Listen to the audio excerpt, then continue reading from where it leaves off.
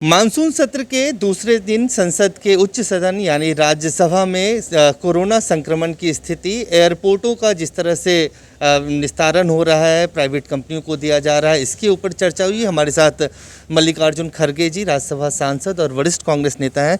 Sir, क्या आज राज्यसभा के अंदर जो स्थिति रही उसमें अब कोरोना संक्रमण को लेके हेल्थ मिनिस्टर ने तो जवाब दे दिया, आप लोग किस तरह के सवाल रखेंगे? नहीं, ये कोरोना का तो कल जो हम प्रश्न पूछेंगे, क्लैरिफिकेशन पूछेंगे, वो कल सदन में आएगा, आप उस वक्त मालूम हो जाएगा। क्योंकि बहुत से जो चीज़ें हैं कोविड के ज़माने में, एक तरफ तो कोविड रिकवरी का है या जिस तरीके से पैंडेमिक कोविड-19 का पैंडेमिक सब जगह फैल रहा है और समाज में भी उसका फैलाव हो रहा है, और उस बहुत से केयर फंड, प्राइम मिनिस्टर का केयर फंड भी इसी के नाम से वसूल किया गया है, और हर स्टेट में भी चीफ मिनिस्टर्स, NGOs ये भी लोग वसूल किए हैं। कहाँ तक खर्च हुआ, कितना जमा हुआ एक तरफ, और दूसरा देश में क्या स्थिति है उसकी, अब कब तक ये रहने वाला है, उसके लिए कोई नए वैक्सीन लाने वाले हैं क्या, कोई रिसर्च कर रहे हैं हमारे लोग। ये सारी चीज़ें कल हर मेंबर अपने अपने विचार को रखेगा। दूसरा, एयरपोर्ट का जिस तरह से दिया जा रहा है, उसमें अनियमितता की बात आप लोगों ने संसद के अंदर रखी है। ये सच है कि उसी, देखिए, एयरपोर्ट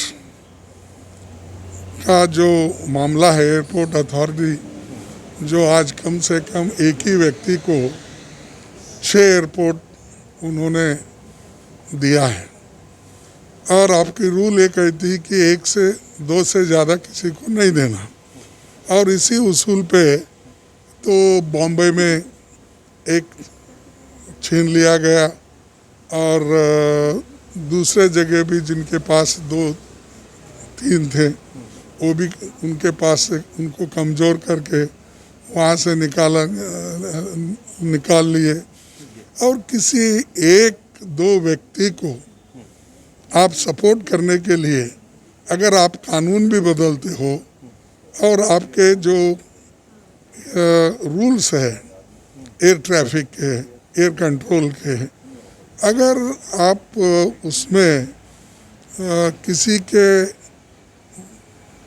यानी किसी के भलाई के लिए बोलिए या किसी को संपत्ति बनाने के लिए अगर मदद करते हो, तो ये तो क्रोनिक कैपिटलिज्म हुआ ना।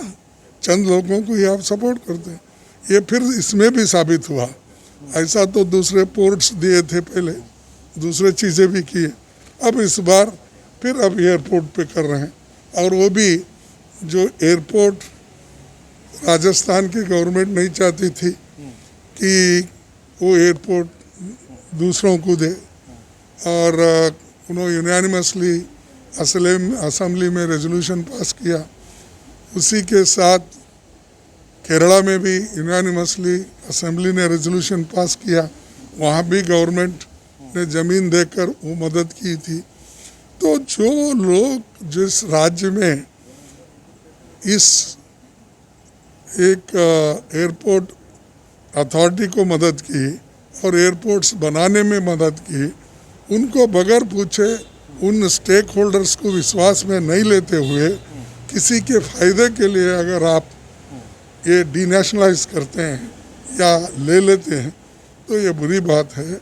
क्योंकि ये गवर्नमेंट पब्लिक सेक्टर को निकाल के सब प्राइवेटाइज करना चाहती है, ताकि एक तरफ एम्प्लॉयमेंट भी ख़त्म हो, दूसरे तरफ चंद लोग ही इसमें पले, तो उन्हीं के लिए ये कर रहे हैं।